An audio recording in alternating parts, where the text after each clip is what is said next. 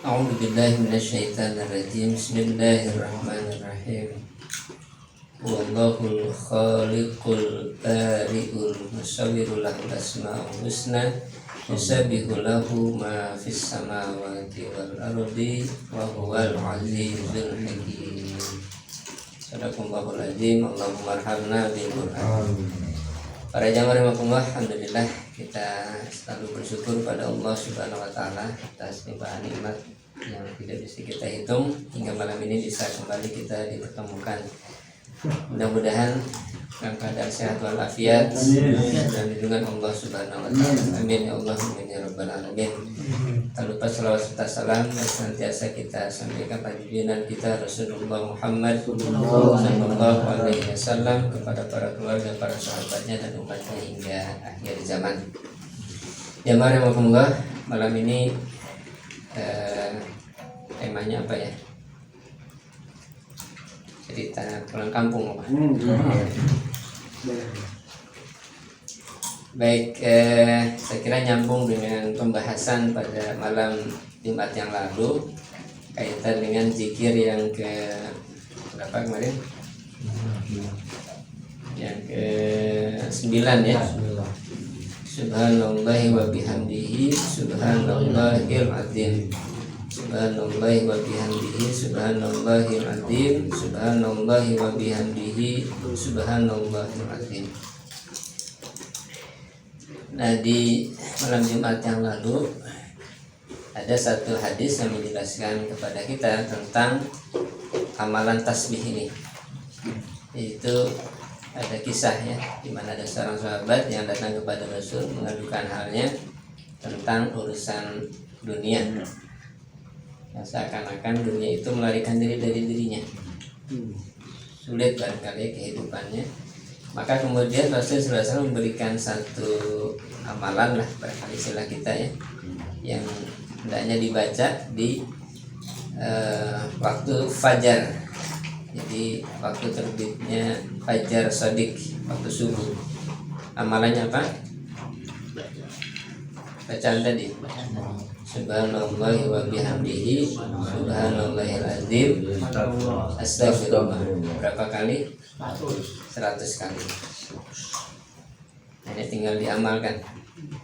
Dan ternyata kemarin saya pulang kampung Kuningan. Ternyata kita baru teori ya. Tapi ternyata di Kuningan begitu ada di masjid dekat rumah ada masjid At-Taufik namanya.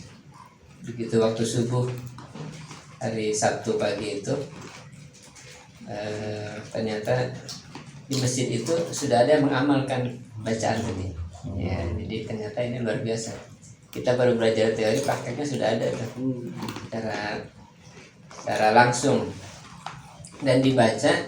Dibacanya itu antara azan subuh, kemudian mereka biasanya qobliyah subuh ya 2 rakaat. Nah setelah itu menunggu waktu iqamat itu baca itu.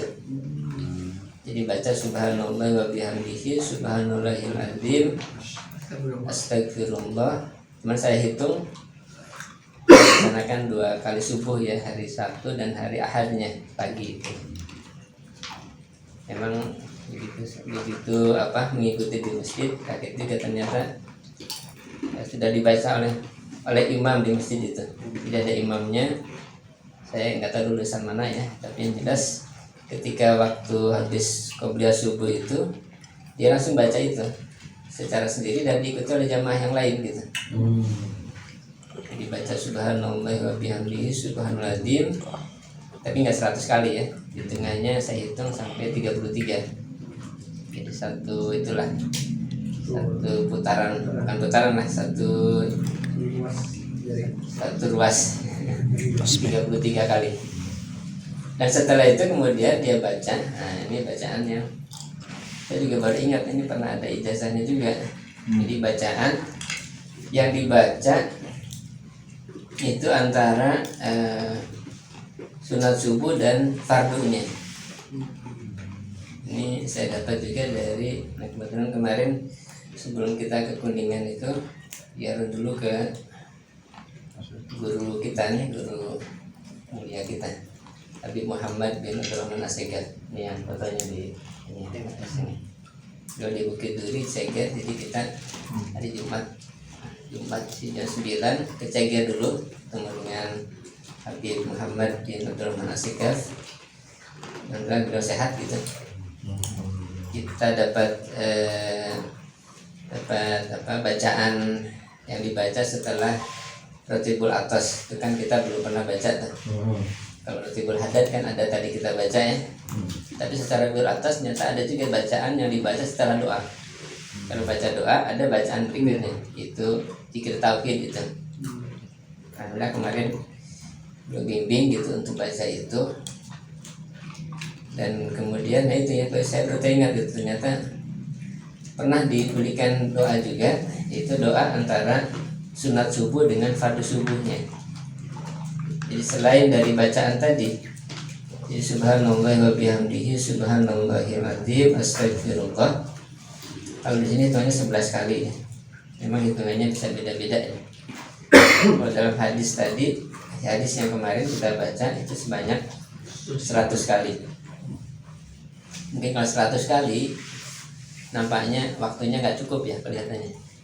Dari Qabliyah subuh 2 rakaat sampai ke waktu iqamat. Biasanya kan sebentar deh. Di masjid aja mungkin hanya 10 menit itu. Ya, 10 menit dari sejak azannya itu. Sejak azan mulai sampai kemudian qomat itu. Rata-rata 10 menit. Jadi kalau dibaca 100 kali rasanya nggak terkejar kalau hitungan kita ya. Makanya bisa dibaca sebelum waktu subuh. Bisa tuh 100 kali ya. Subhanallah wa bihamdihi subhanallahil azim astagfirullah. Subhanallah wa bihamdihi subhanallahil azim astagfirullah. Nah, yang mungkin bisa dibaca di antara sunnah subuh dengan fardu subuhnya itu adalah bacaan ini. Jadi ya hayyu ya qayyum ahyil quluba tahya wa aslih lanal a'mal fid dini wa dunya. Ya hayyu ya qayyum ahyil quluba tahya wa aslih lanal a'mal fid dini wa dunya. Ya hayyu ya qayyum ahyil quluba tahya wa aslih lanal a'mal fid dini wa dunya. Dibaca 3 kali. Ya hayyu ya qayyum ini kan asmaul husna ya. Wahai yang maha hidup, ya wahai yang zat yang maha berdiri sendiri. Ya hayyu ya qayyum ahyil quluba, hidupkanlah hatiku. Tahya sehingga menjadi hidup. Wa aslih lanal a'mal, dan perbaikilah bagi kami amal-amal fid dini wa dunya, kaitan dengan urusan agama dan urusan dunia. Ya hayyu ya qayyum ahyil quluba tahya wa aslih lanal a'mal fid dini wa dunya. Nah, di Kuningan itu ternyata dibacanya. Dibaca tadi subhanallah wa bihamdihi subhanal azim astagfirullah 33 kali. Setelah itu baca ini. Dan itu bareng-bareng dengan jamaah yang lain. Jadi menunggu waktu subuh. Waktu iqamat ya, qomat subuh, mereka baca ini. Jadi ya hayyu ya qayyum ahyil quluba tahya wa aslih lanal a'mal fid dini wad dunya. Ya hayyu ya qayyum ahyil quluba tahya wa aslih lanal a'mal fid dini wad dunya. Nah, kalau di ijazahnya dari Habib Muhammad bin Abdurrahman Assegaf itu ternyata ada tambahan lagi. Setelah itu ada ya hayyu ya qayyum ahyil quluba tahya wa aslih lanal ahwal. Kalau tadi amal, bedanya sedikit. Wa aslih lanal ahwal fid dini wa dunya. Ya hayyu ya qayyum ahyil quluba tahya wa aslih lanal ahwal fid dini wa dunya. Dan perbaikilah bagi kami keadaan kami. Kalau tadi amal perbuatan, ini keadaan ahwal hal ya. Dulu ada yang muhabilat ahwal, awil halana ila ahsanil ahwal, kan itu ya keadaan kita. Ini doa bisa dibaca tadi antara sunnah subuh dengan fardu subuhnya. manfaatnya apa, fadilahnya, supaya kita diberikan hati yang hidup dan bisa memperbaiki amal-amal kita, perbuatan kita, dan juga keadaan kita gitu di hari itu. Nah ini yang kita dapat pengalaman ya, doa ternyata di Kuningan sudah berjalan gitu. Jadi kalau kita di sini baru teori, ternyata di sana sudah praktek, kalah kita. Tapi itulah ya, alhamdulillah pengalaman. Jadi saya sempat kaget juga karena begitu masjid masuk waktu azan subuh, kemudian kuliah subuh, nyata baru kemudian mereka bareng-bareng baca tadi doa tadi, subhanallahi wa bihamdihi subhanallahil adzim astagfirullah subhanallah, bareng-bareng. Jadi enak suasananya. Dan memang tahadus bini mah saya baru merasakan sholat subuh yang sampai gak kuat menahan tangis gitu. Bagus bacanya. Sabtu pagi itu imam masjid itu baca dua surat. Rakaat pertama setelah Fatihah dia baca surat Ar-Rahman. Ar-Rahman dari ayat 1. Tapi nggak sampai selesai. Kalau selesai bisa ramai itu berdirinya. Berapa ayat?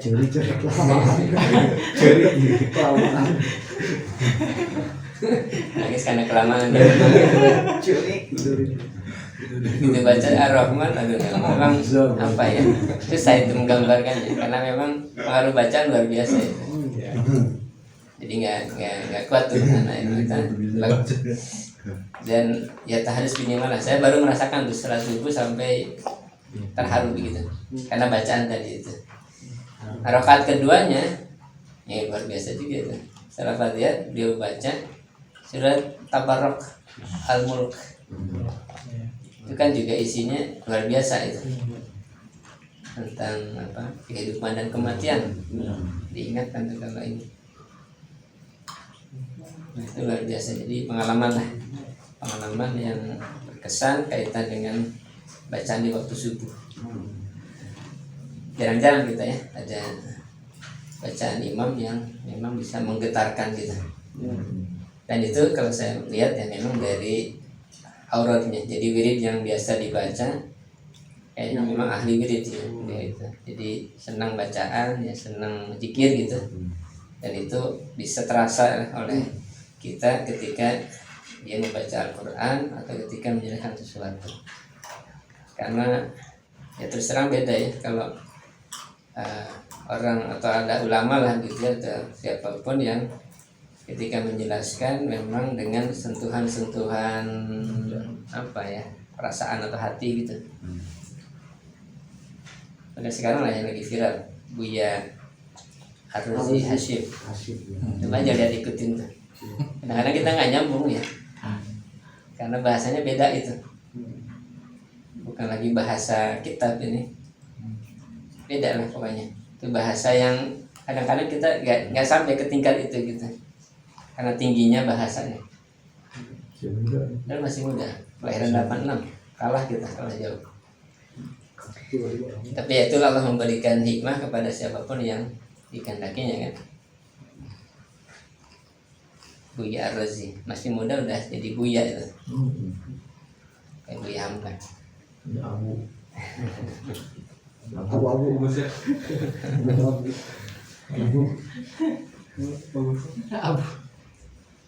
Jadi alhamdulillah pengalaman ya. Jadi kemarin sempat pulang. Memang niat utamanya silaturahmi ya, ketemu dengan ibu, orang tua masih ada.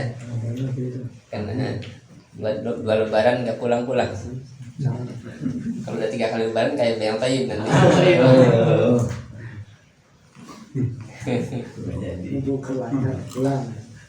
Nggak ada waktu, ada kesempatan alhamdulillah. Dan memang niatnya selain silaturahmi ketemu dengan guru juga takziah, karena memang ada yang meninggal di Tasik. Jadi kita berangkat hari Jumat, nyampe sana maghrib, saya jemput kakak saya di Bekasi ya bareng-bareng. Kemudian hari Sabtunya baru berangkat ke Tasikmalaya tuh. Jadi takziahnya hari Sabtu full sampai pulang maghrib baru hari Ahad balik lagi ke Bogor. Mas sebentar. 3 hari. 3 hari karena memang cepat mobilnya sih mobil kamarnya jadi lagung mungkin nggak tahu gitu mantung kebetulan pakai mobil itu sih lagung tuh Pak Haji Wes oh kita nyewa. Ya banyak pengalaman alhamdulillah. Jadi ketemu dengan ya guru kita, ketemu dengan orang tua, ketemu dengan kerabat, saudara-saudara gitu. Itu bagian dari rezeki yang luar biasa ya. Jadi mudah-mudahan itu menjadi bagian silaturahmi. Dan yang terpenting saya kira kaitan dengan pembahasan tentang tasbih, nah itu penting adalah tadi doa yang kita baca ya, mudah-mudahan kita bisa amalkan secara rutin di setiap subuh atau sebelum subuh. Bacaan tasbih yang tadi itu. Tasbih pada zikir yang ke-9 ya. Subhanallah wa bihamdihi subhanallahil azim.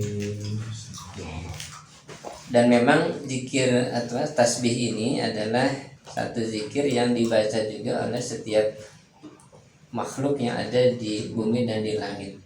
Dalilnya mana? Yang tadi ayat tadi. Surat Al-Hasyr ayat ke-24. Ya, a'udzubillahi minasyaitonirrajim. Bismillahirrahmanirrahim.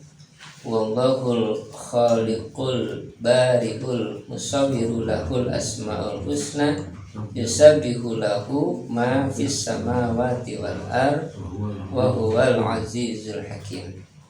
Dialah Allah Al-Khaliq yang maha pencipta, Al-Bari yang maha membuat atau mengadakan sesuatu, Al-Musawwiru maha membentuk merupakan, Lahul Asmaul Husna Allah memiliki nama-nama yang terbaik. Yusabbihu lahu ma fis samawati wal ard. Nah, bertasbih kepadanya siapa? Ma fis samawati wal ard. Ma itu kan segala sesuatu. Apapun. Fis samawati yang ada di langit dan di bumi. Artinya semua makhluk baik itu yang hidup maupun yang mati. Nah, semuanya bertasbih kepada Allah Subhanahu wa taala meskipun kita tidak tahu bacaan tasbih mereka kan gitu. Dan dengan itulah kemudian Allah memberikan rizki kepada makhluk tadi itu. Hadis yang kemarin kan menceritakan itu. Karena ketika Rasul kemudian bertanya, apakah engkau lupa atau di manakah engkau ketika terkait dengan tasbih salatnya malaikat dan tasbihnya para makhluk gitu.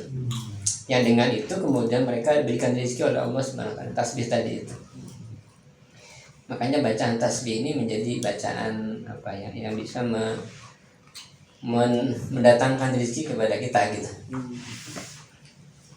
Saya juga jadi ingat ketika ziarah ke Pleret gitu ya, ke Mama Bakri itu yang ada fotonya di atas.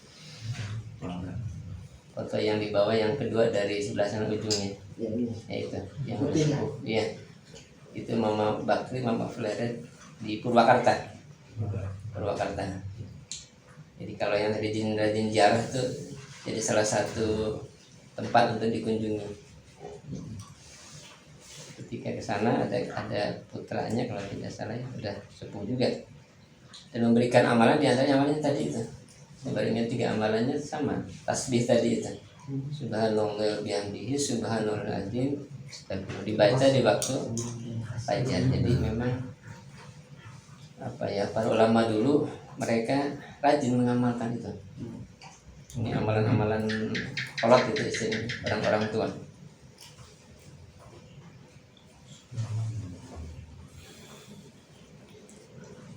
Nah, jamaah rahimakumullah, kemudian saya ingin juga tambahkan beberapa keterangan kaitan dengan tasbih ini. Dari Imam Ali bin Abi Thalib radhiyallahu anhu. Beliau ditanya tentang subhanallah. Lalu beliau berkata, ia adalah kalimat yang diridhai oleh Allah untuk dirinya, untuk zatnya. Beliau ditanya lagi sekali lagi tentang subhanallah. Beliau berkata, mengagungkan kebesaran Allah subhanahu wa ta'ala. Kemudian Imam Ibnu Abbas radhiyallahu anhuma, beliau ditanya tentang subhanallah. Lalu dia menjawab, kemahasucian Allah. Kemudian datanglah seorang lelaki bertanya kepadanya atau berkata, la ilaha illallah, kami mengetahui bahwa tidak ada Tuhan yang mau disembah selain daripada Allah. Dan alhamdulillah kami mengetahui bahwa segala nikmat adalah karunia dari Allah Subhanahu wa taala.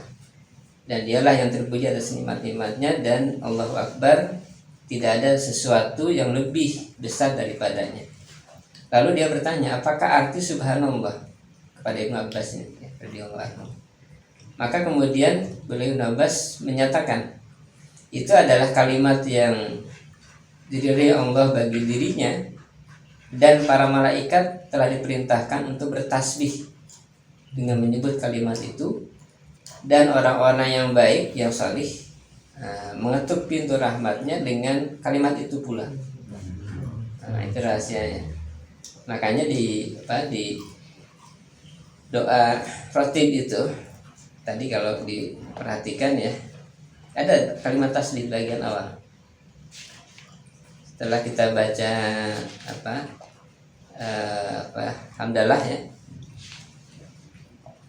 alhamdulillahirabbil alamin, hamdan yuafi ni'amahu wa yukafi'u mazidah, ya rabbana lakal hamdu kama yanbaghi li jalali wajhika wa li azimi sultanik. Kemudian apa? Subhanaka la nusi sana'an alaika anta kama sanaita ala nafsi. Subhanaka kan tasbih. Jadi setelah kita baca hamdalah, kita baca tasbih. Subhanaka maha suci engkau, la nusi sana'an alaika, tidaklah kami bisa menghitung pujian atas engkau, maksudnya kepada Allah. Anta kama asnaita ala nafsik, engkau sebagaimana pujian dirimu atas pujian engkau atas dirimu sendiri. Jadi diawali dengan tasbih subhanaka.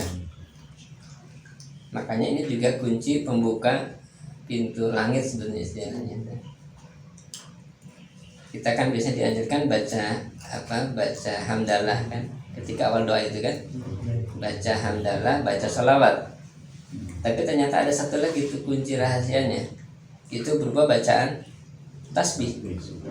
Makanya tadi dibaca subhanaka la nusi sana'an alaika anta kama asnaita ala nafsik. Maksud engkau, kami tidak bisa menghitung pujian atas dirimu, atas engkau sebagaimana yang engkau puji atas dirimu sendiri. Jadi kita ini kan terbatas ya memuji zat Allah itu karena keterbatasan pengetahuan kita, marifat kita kepadanya. Maka kita serahkan pujian itu hanya kepada Allah Subhanahu wa taala. Maka kita baca tadi subhanaka la nusi sana'an alaika anta kama asnaita ala nafsik. Walakal hamdu hatta tardo, walakal hamdu iza radita, walakal hamdu ba'da itu. Baru kemudian kita salawat. Allahumma sholli wa sallim ala sayyidina Muhammadin fil awwalin. 1. Wa sholli wa sallim ala sayyidina Muhammadin fil akhirin. 2. Wa sholli wa sallim ala sayyidina Muhammadin fi kulli waqtin wahid. 3. Wa sholli wa sallim ala sayyidina Muhammadin fil mali ala ila yaumidin. 4. 5 bahkan salawatnya. Assalli wa sallim ala sayyidina Muhammadin hatta talisat arda wa man alaiha wa anta khairul iman. Jadi ini luar biasa doanya. Kalau kita perhatikan ya, ada hamdalahnya, ada tasbihnya, ada juga sholawat lengkap.